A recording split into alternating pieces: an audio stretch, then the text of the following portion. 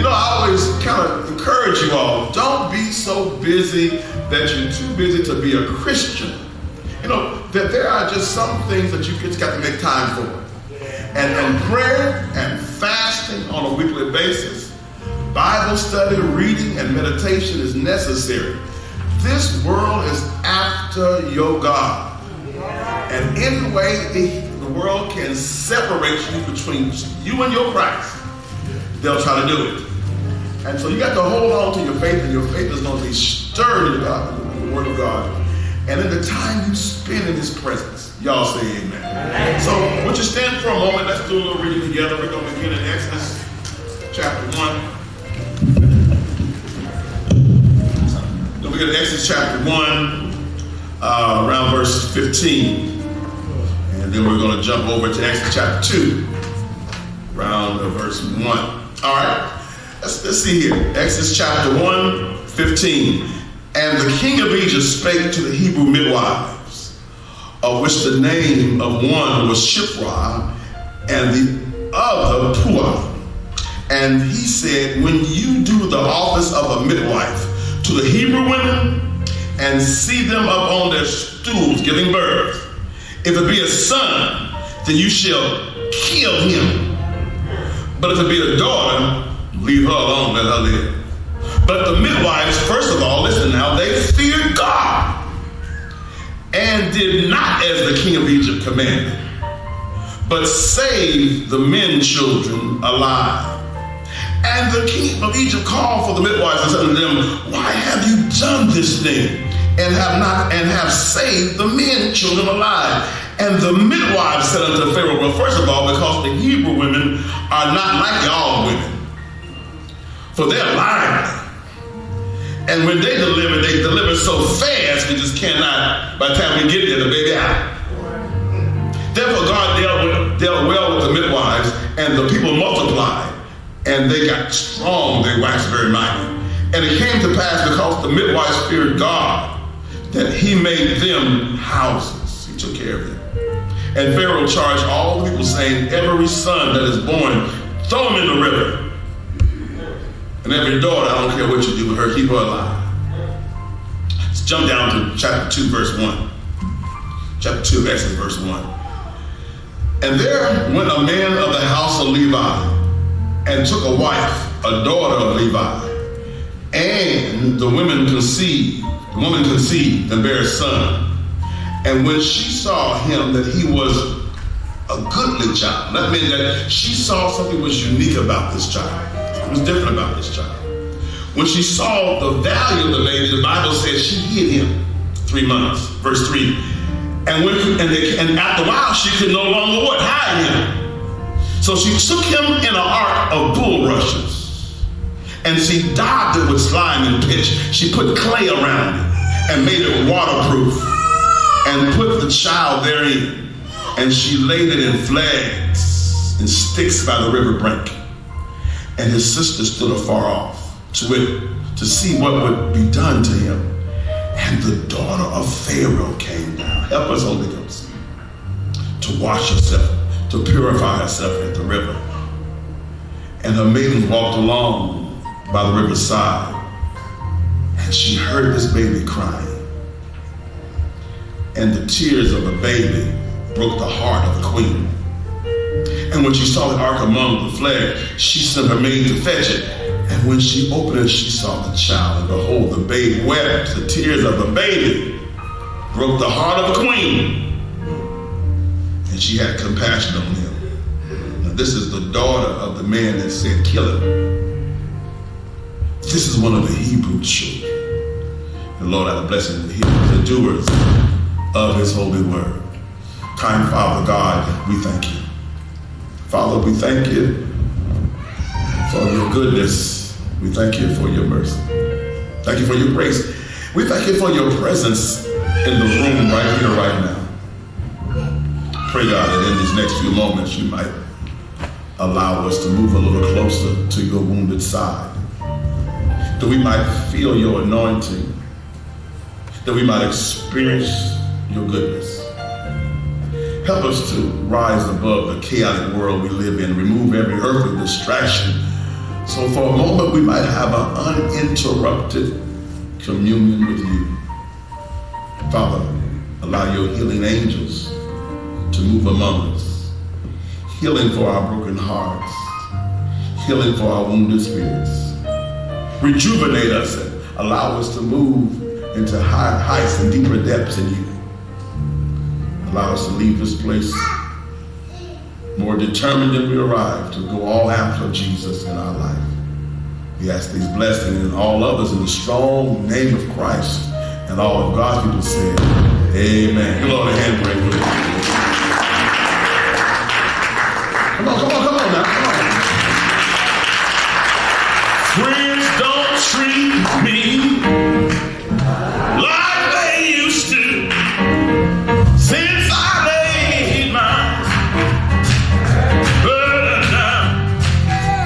Friends, they won't treat me. I think it's because I laid my burden down. Y'all will help me. Glory, glory.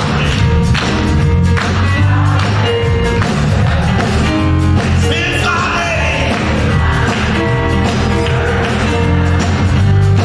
I'm singing glory, glory, glory. I wish you knew what you were talking about.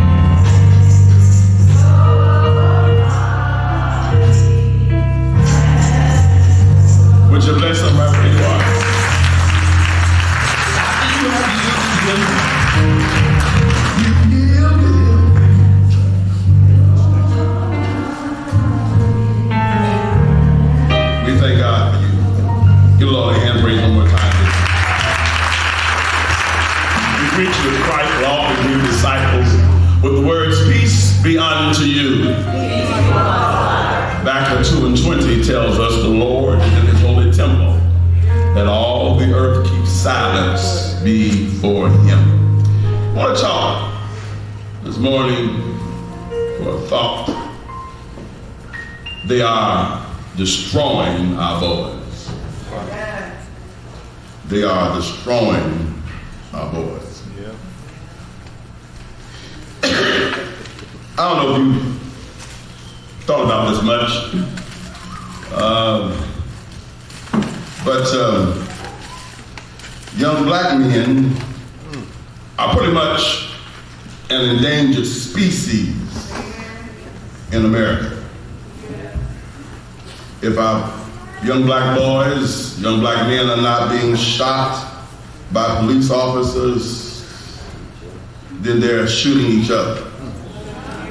And now, locally, they're being shot and paralyzed for parking their work truck while they're making deliveries. Well over 3,000 young black men between the age of 15 and 24 will be killed this year alone by guns. That's more than heart disease, asthma, cancer, diabetes, and HIV combined. It is an epidemic that's so common that a lot of folk have become numb and indifferent to it.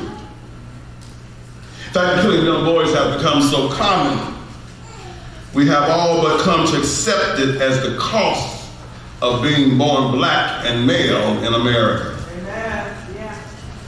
Actually, if you looked at and read with us in our lesson, the idea of racial genocide or killing our boys is no new strategy of the enemy. No. It has been a plan and a strategy of those who have desired to oppress another group of people since the days of this Old Testament writing. In the scriptures that we read, Pharaoh, the king of the Egyptians, and his people, who were holding the Jewish people in slavery, became afraid that the poor Jewish people were beginning to grow at a faster rate than the Egyptian population. And one day, these poor people would come to dominate society. This story is really about the birth of Moses and how the society that was in power tried to desperately kill him before he would become the man God created him to be. They saw these Jews had certain talents, skills, abilities, and strengths that in many ways would grow superior to theirs, and that frightened them. What is the solution? Brother, do me a favor, would you go to Genesis 1:28 for a second in King James. What is it that they were trying to destroy? What is it? Well, do you have 1:28 for me yet? Get it up here. Chapter Genesis 1:28, God has now created man and created man in his own image. We were talking with the brothers this morning. When you think about God creating Adam, somehow being Adam's spiritual father, one of the things that comes to mind is, did Adam, can I talk to y'all for a moment? Yeah. Did Adam have a belly button? Think about that for a minute. Was he attached to a female in any way? So that's something to think about it. Because sometimes in our communities, among our families, we hear folks use the terminology, you ought to cut the cord. And normally what they're saying is that let that young man walk on his own. Because he's too attached to you, mama, he's too attached to you, daddy, and cut that cord. Have you ever heard people use that terminology? Meaning emancipate him. So when you think about it, when God created Adam, I don't think Adam came here as a baby. Yeah. I think Adam was created a man. And by virtue, the cord was already cut. Wait a minute now, think about it. So, who really can make a man? Now, I'm not just talking about making him physically, but we do know that even in the conception of a child, it takes God. Because some folks can try to have a baby for years and years and years, right? With no success. Somebody bumps somebody in the closet and they fall out like Mars. So it's God, isn't it?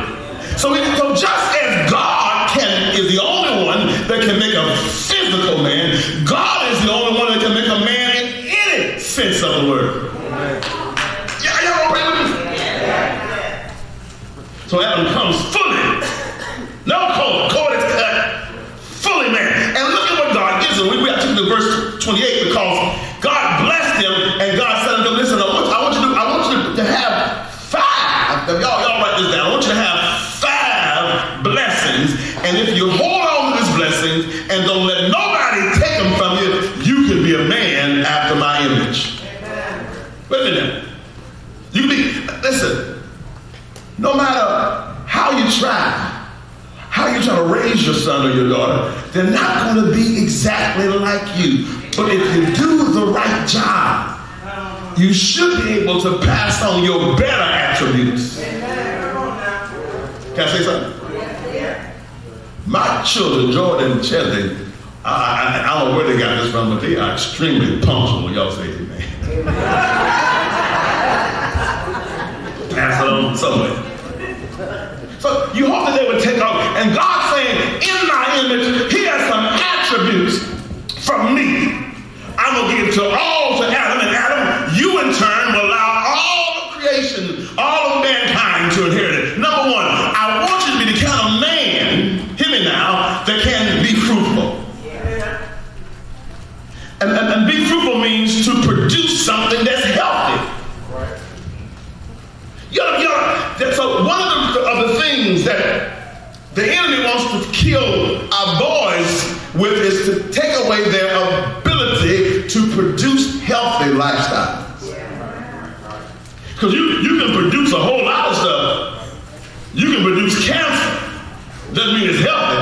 Are you with me?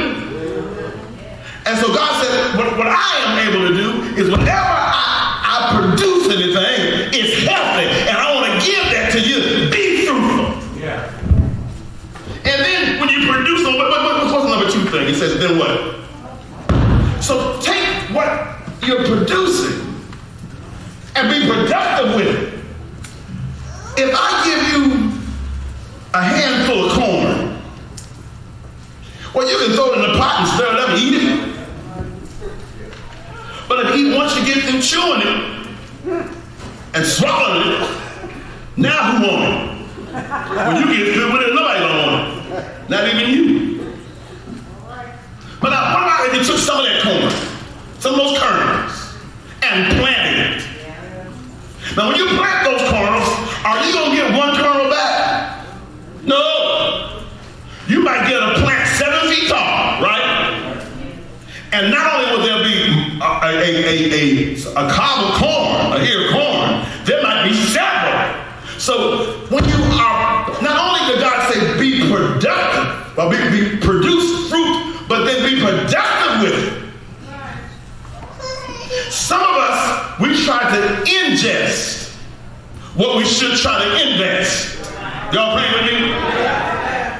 And so, one of the things the enemy's trying to say to our young men is that, first of all, don't produce anything that's healthy. And if you do produce anything that's healthy, don't multiply. So your son goes to school and he's ready to read and carry on, and now the society in that classroom is going to try to shut him down. Because sometimes when a white teacher meets your black child, that's the first time she's ever interacted with a black man. Amen.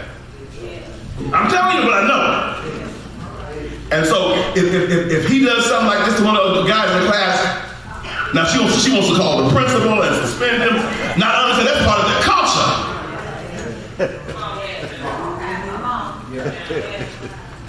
10% of the teachers in the elementary or junior high school make 80% of the office referrals. Listen, 5% of the teachers in the elementary or middle school make 80% of the special ed assignments. Amen. Somebody's scared of your children. Now, what's the next word? So then I want you to replenish. Hear me now. Replenish means God said never delete your source. Don't you can't eat all of it. Your first job, you were making $60,000. That wasn't good enough. So you applied to get another job. Now this one you're excited because you're making $67,000. Wow, $7,000. But when you were making $60,000, you had about $10 in your pocket after payday. And now you're making $67,000, you got $5 in your pocket to pay payday. So it's not that you're not producing, you're not replenishing. You've allowed all your source to be devoured. God said, I didn't give that to you. I didn't give you the attribute to be broke and barren. I didn't give that to you. Come on now. Those are your dumb decisions. Listen, you cannot deplete your source and go there tomorrow thinking there'll be something in there. Now, I'm saying even spiritually so. You can't live on diet Jesus and expect to have a healthy spiritual life. Because the moment you need help from heaven, the phone line has been down for months. So don't let, not only, hear me now, sister girl, not only am I telling you not to deplete your source, don't let nobody else do it either. Y'all so quiet. Few summers back, I talked about the idea of pulling the wagon. Y'all remember that sermon? And that a lot of times, you know, we have different things in our past, different mistakes we made, and that guilt can be heavy to pull around. But not only that, I've learned also, listen, in these last few years, right? Not only am I'm gonna be careful about what I got in my wagon. I ain't gonna let you load it up either. Wait a minute now. If I pull my own junk, I don't got room for yours.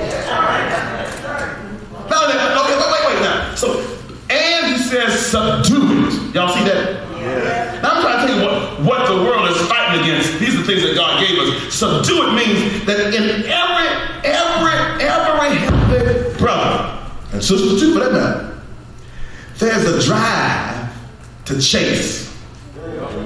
Go get it. Move on it. Persevere. Make it happen. Just do it. They say when it comes to certain animals, but certain animals, the worst thing you can do is to run from it. Now we do a lot of hiking, and so Rob walks around with his bear spray. I think one of y'all got a whiff a few years ago in the back there, I think. Now look here. And she's anticipating in case she runs into a bear or a bear-looking Negro. And she gonna put some space. But so they say that bears tend to only bother you trying to protect their territory, their cubs. I guess they could be a road bear. So bears sometimes, but now, what I read when I'm hiking, they said, now, we out west, now it's the cougars that you fight him. Because he's trying to bite your head off. He's hungry all the time. And you look like a good snack on the side. Are you with me? You fight. And if you run from him, it triggers something. For years, Rob and I, we have schnauzers. We love schnauzers. One of my favorite dogs' name was Sheba. Y'all remember Sheba? And Sheba got up at age about 13 years old, so we didn't know that Sheba had a heart problem. We didn't know because we never took her blood pressure. So schnauzers are bred to chase rodents.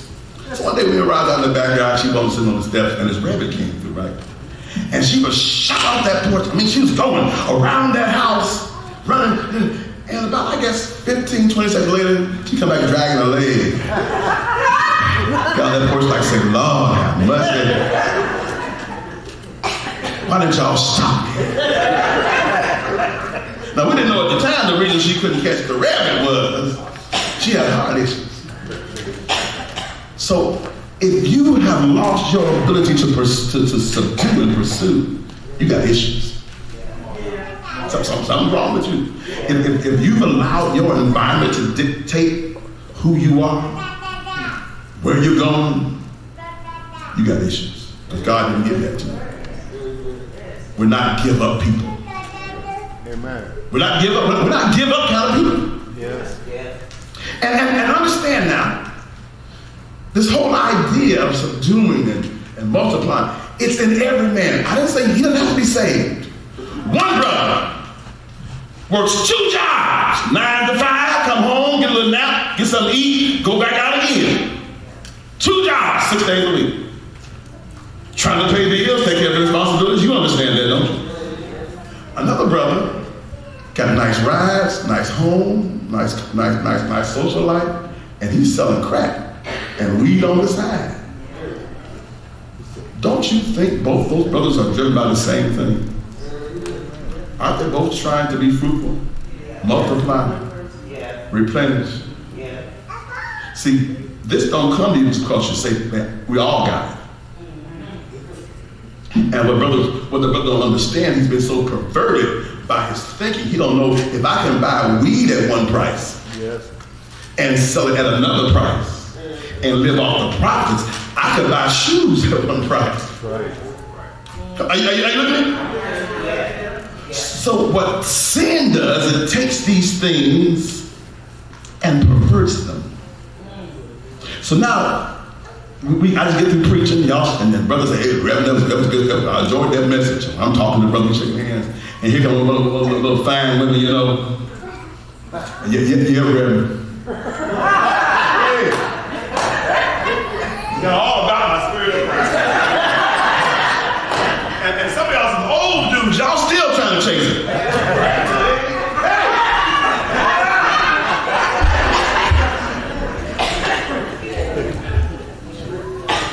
Because the subdue.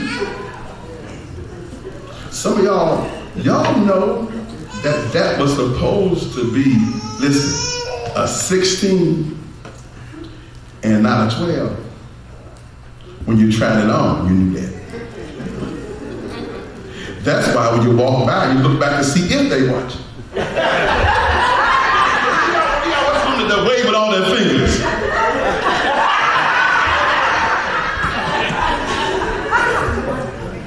So all I'm saying to you, it's in your nature. And if you're not careful, the enemy perverse. I don't mean to hold this long. Y'all agree with me a little bit? Are y'all getting this? What's that last thing and have what? Dominion. That's why I want to jump off right there. Dominion really means it's something that God gave us that really is not in our nature to be controlled. Not in our nature to be in bondage. You have to condition yourself to let folks tell you what to do. In your nature, heifer. Wrong somewhere. And so part of what God has to do with Adam is to teach him how to, listen, have his dominion reflex under control. Let me tell you what I'm trying to get to.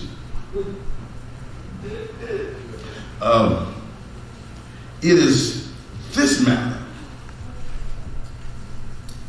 that the world is trying to address and destroy in our boys.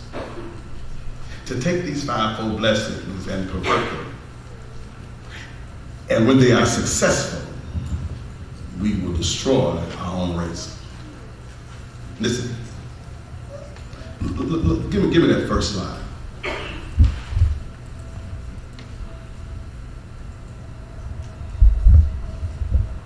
Can you play that video for me?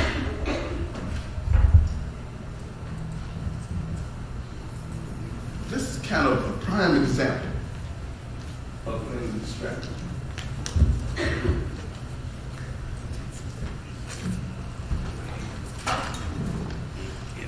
Well, we'll get it together whenever we're ready to start. It's important to understand that even though Pharaoh gave the order to kill these boys, Pharaoh and the other Egyptians didn't actually do the killing. What they did was they encouraged the Jews to kill their own boys. Right. And you do that by removing the guidelines, right? Whatever you're ready. You should sound right.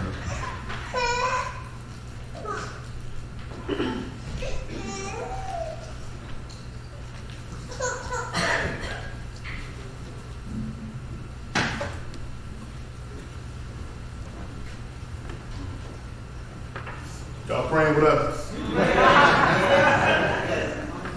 Go ahead and restart it.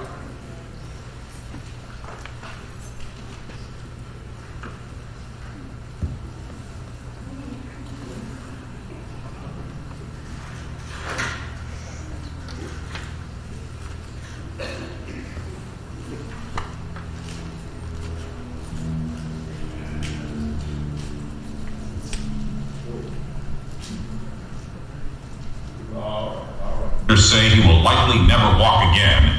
He spoke to our Casey Nolan. 21 years old, 2 jobs, and a 1-year-old son. Jalen Walker was always on the go. Right now, this is about the only way he can move. I'd be paralyzed for the rest of my life. There were so many things I'm a personal trainer. I wanted to go back to school, play college basketball. Walker, play with my son. Tuesday, Walker says he had just finished his shift as an Amazon delivery driver when he stopped in this St. Charles Target parking lot to help a fellow driver. He admits he parked in a disabled parking spot. What happened next, he and his family can't understand. Prosecutors say 65-year-old Larry Tomlinson confronted Walker. A guy approached me and asked me about a handle. I parked my van in a handicap spot. And I told him, look, I'm going to move it. And he just kept harassing me. Walker says Tomlinson punched him and he fought back. But when he pulled the gun out, my eyes were just amazed. And I tried to run in between 2 cars. He had a nice aim and he hit me right in my spine. Prosecutors say surveillance video shows Walker trying to run away when he was shot in the back, paralyzing him from the stomach down. Wednesday, they charged Tomlinson with first-degree assault and armed criminal action. They say Tomlinson knows guns and should have known better. He's been through the St. Charles Citizens Police Academy not once but twice. He has his concealed carry permit, so he knows when he's authorized and when he's not authorized to discharge a weapon. While his future is now uncertain, Walker says he's already trying to move forward. I forgive that man. I forget what he had done. And I just have to move on. Justice will be served. I just don't want to die with that on my heart.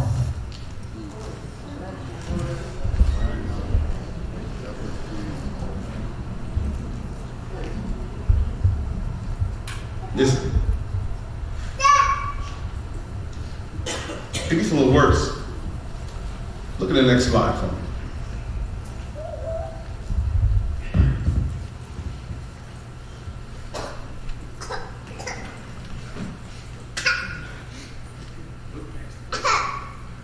That's important too.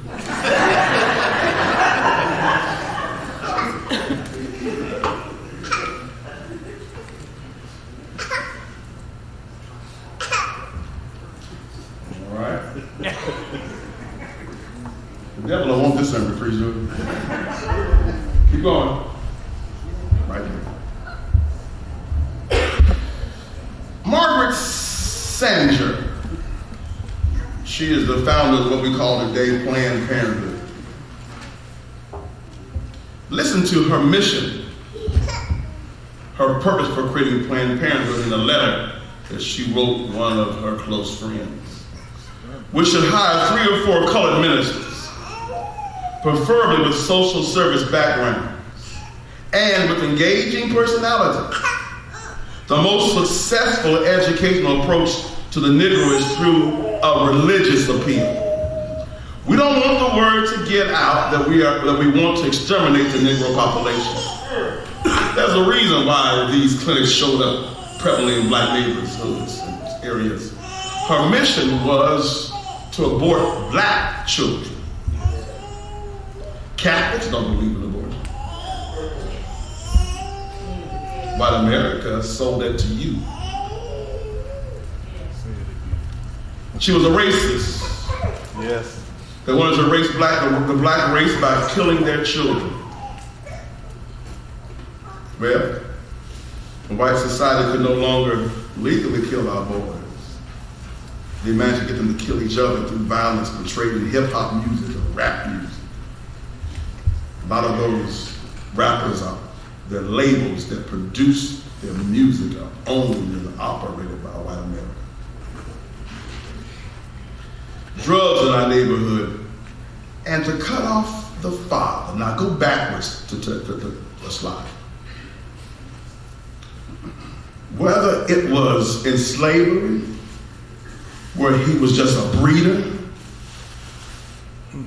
and the man was removed from the home and humiliated, and the woman was left there to hold things together, or whether it was advancing past 1865 and Reconstruction, and now the Jim Crow laws that caused him to be less than a man, 3/5 human, to the modern laws of the civil rights era, where if you got any kind of federal support, he could not be in the home. Some of y'all old enough to remember that. I would do investigations for food stamps, and if I saw some big shoes in there, you better put them on. Act like you were size 13. Destroying our boys.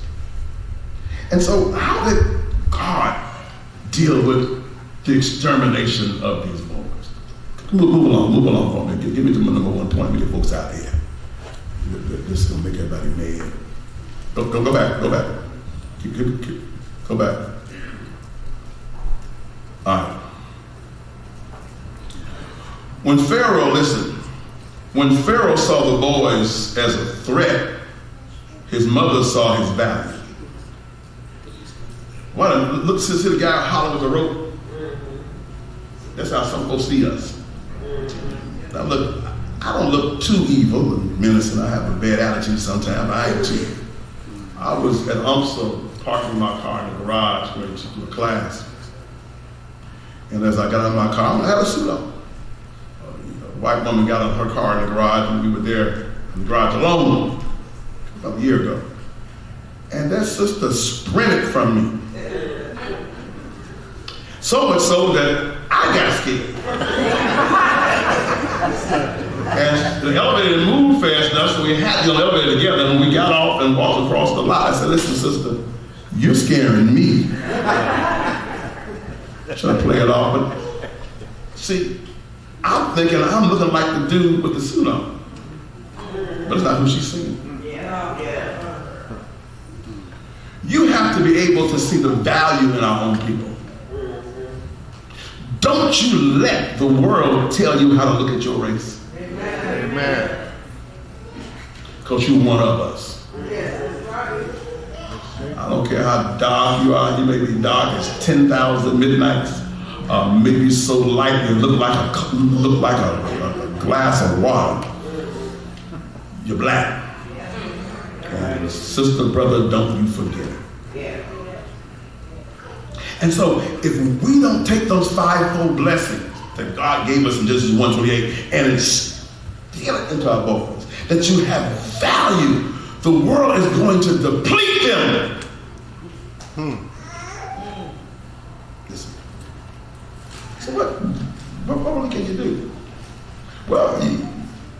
you can mess up like this and instill the wrong values. Listen, here's an old reading I did several years ago, talk about how to raise a pimp, about Dr. Darrell Forster. How do you raise a pimp? First of all, he says, first raise him to think he's cute. I'm not talking about a positive self-image. I'm talking about creating an impression in his mind at the earliest moment that his physical appearance is more important than how he treats his fellow man, or what he knows, or what he thinks. Then do this. How you do this? Pierce his ears and his hair from day one, making him indistinguishable, hear me now, in my place back here, from a little girl. Of course, you would never think about making your baby daughter look like a boy. That's okay. And don't worry, you won't make him gay.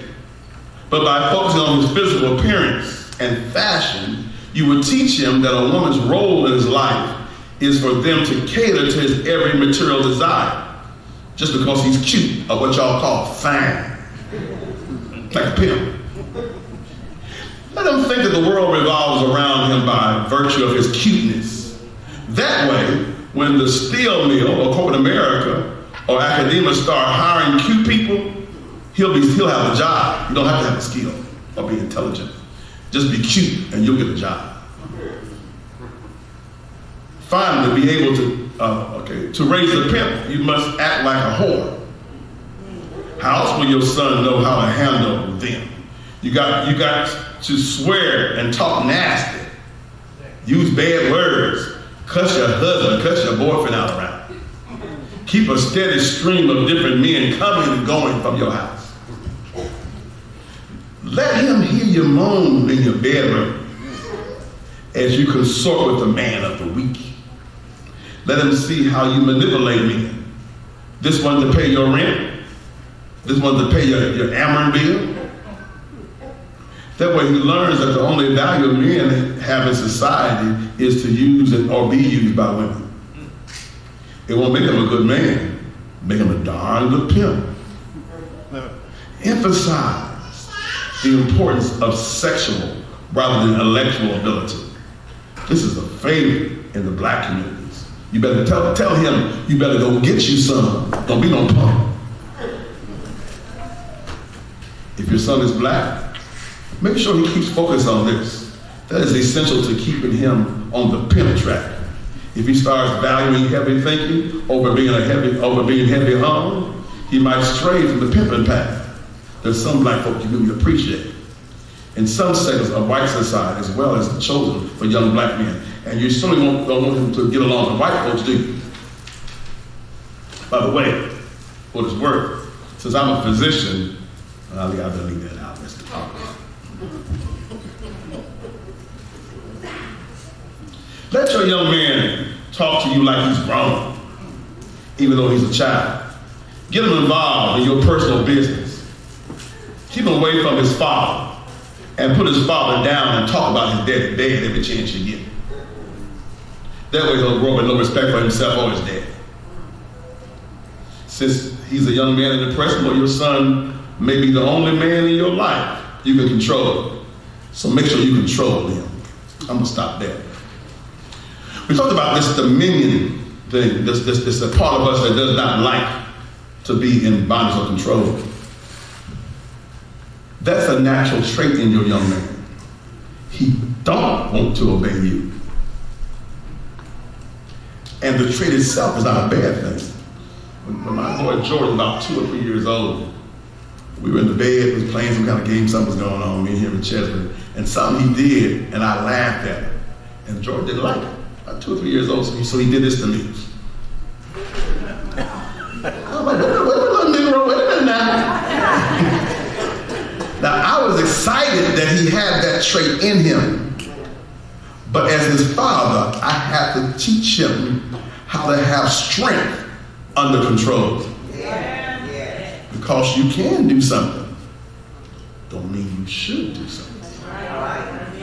Because I can slap teeth out your mouth. Doesn't mean I need to do it to my boss at work. Hear me now. So it's a natural condition that God gave us. There's a sense of dominion, and there comes a time where that boy will act it out. Let me move on. Look at the butterfly slide. Are you with me? Okay. So, it's been my observation over several years, 30-some years of ministry, that there seems to be a system in the black family, and I understand the white family too. Some will say it like this, that we, as black women, that we love our sons and raise our daughters. I don't know, but here's what I've noticed. As I've met many families throughout the years, there's a trait where the women in the family do well and the men struggle. Women, the sisters together and pay the brothers' bills. The women got jobs, the men sitting in the backyard smoking weed. I don't know if that or not. And it might be your family, so just look, amen. What has made some of our men have a hard time launching, getting off the launching pad? Could it be the butterfly syndrome? If you see this butterfly struggling, trying to get out this cocoon, he's wrestling and he's trying to get out, if you help him, he'll never have the strength to fly. Never. You've ruined his whole purpose because you have to help him. He'll never mature. And so we can kill our own boys. Yes. Send him into a lifestyle of struggle because he doesn't have the strength enough to be a man. And listen, I know it bothers you. Part of your instinct as a woman is maternal. I know you love her. I know you love her. But there comes a point where God says, Adam didn't have an umbilical cord. I made him a man. And you are getting in God's way. Amen. What does that mean? That means that we have to be careful that we don't erase all the struggle. That we let some consequences occur naturally. Yeah. If you deplete it, it's gone. Right. Is that right? Replenishment, you don't deplete your source. Spend all your money, that's why ain't no gas in your car. I am not going to give you $20 every week. Oh, y'all saw something else. Because you'll never learn, don't deplete your source. You'll never learn. I'm not your source. That's right. But no. We're so fearful. Listen.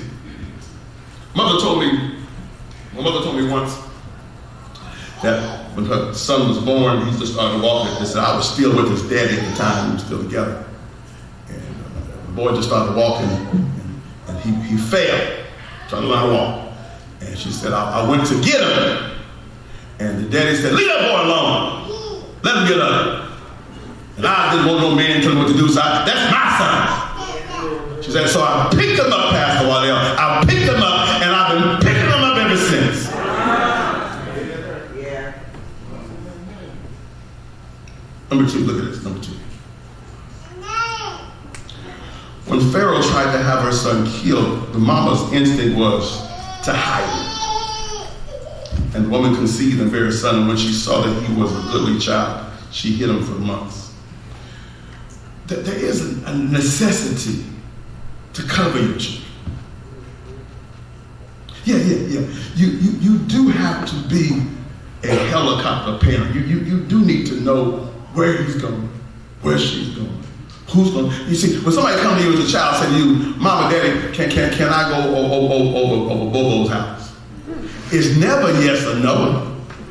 is when you're going. Who's going to be over there?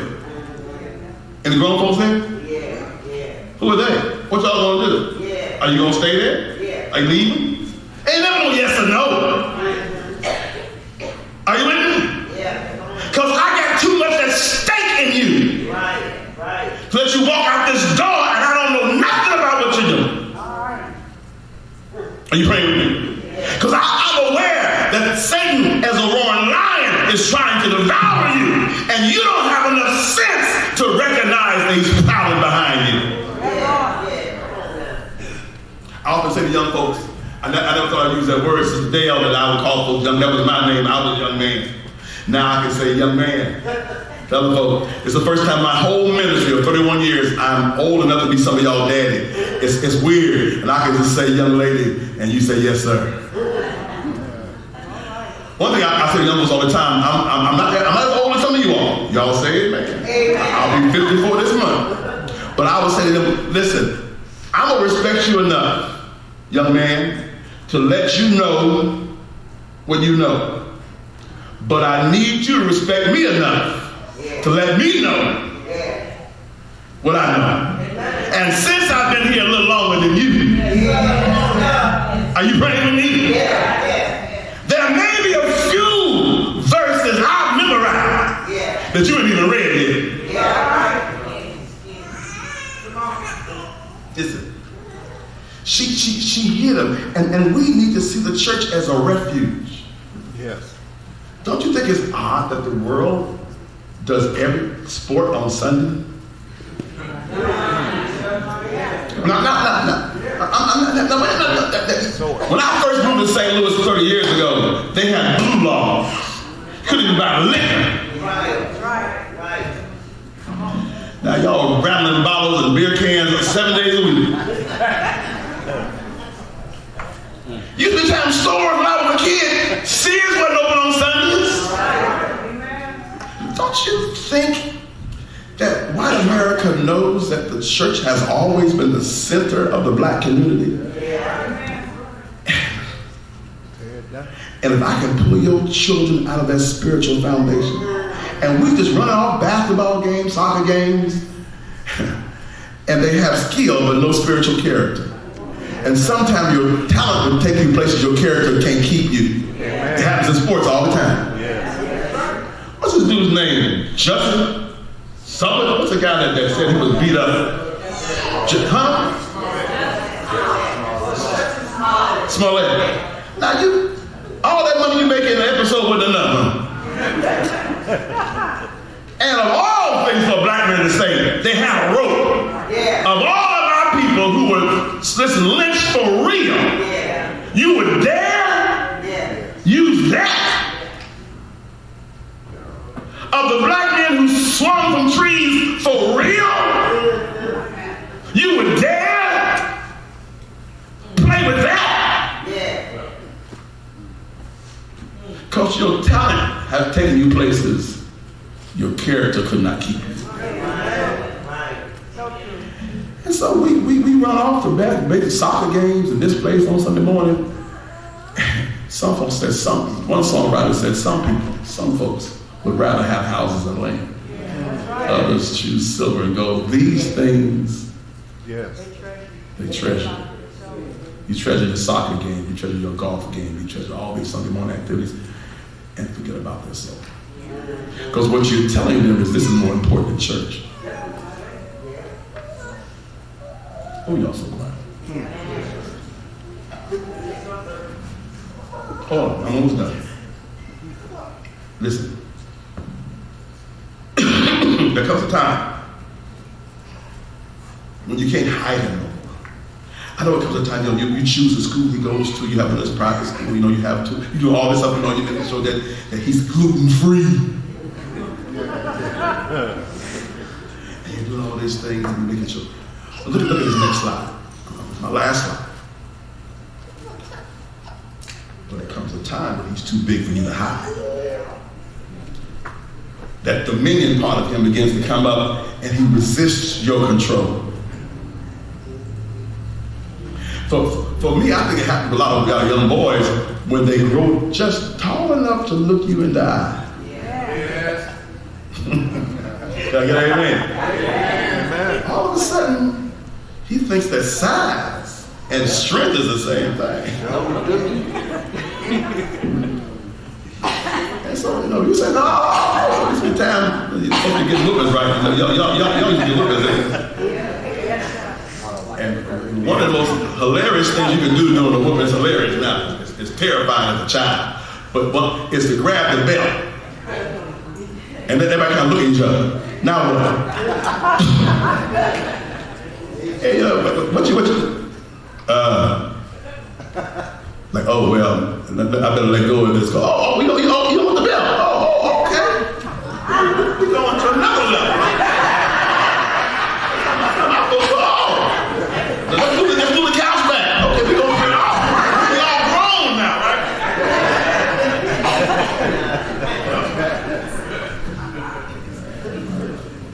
And it's part of his nature. And so there comes a time when she could not, as Moses' mother loved him, she could not hide him. She could not cover him. She could not make him go to Sunday school. She could not have him at choir rehearsal. She could not make sure that he was behaving himself on the street and in the schools and in the community. And that's where she needed the voice of a man. Because there comes a point where that dominion part that God gave him will challenge you. And that boy will make you do things to him. Negro, I will knock you out. Get out of my face. And you walk in another room, mama, and you say, I can't believe he said that to me. I can't believe he. You mean you did what? Hold on now, hold on. You told the teacher what? Well, I ain't going back to that school. Are you telling me that you ain't going back now? Now you tell me what you ain't gonna do. Yeah! I think, is Jordan here? I won't tell our story. But I think the last whooping we had, we sat on the couch and he was catching his breath, I'm catching my breath. And I said, Jordan, I don't know if that helped you, but I feel a lot better.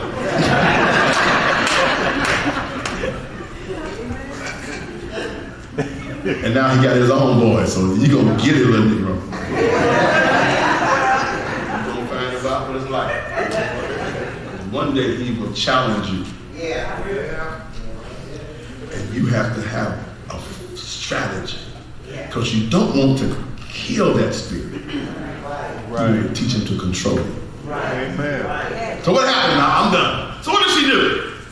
She prayed, she worked with the schools, she worked with the community, she tried to get all the right places, all the right things, try to have around positive people, get strong ministers, I did all these things, and still I cannot hide them. The Bible said she took that baby to the river. Y'all pray with me? I'm done. Took some bushes together and turned it into a basket. She braided.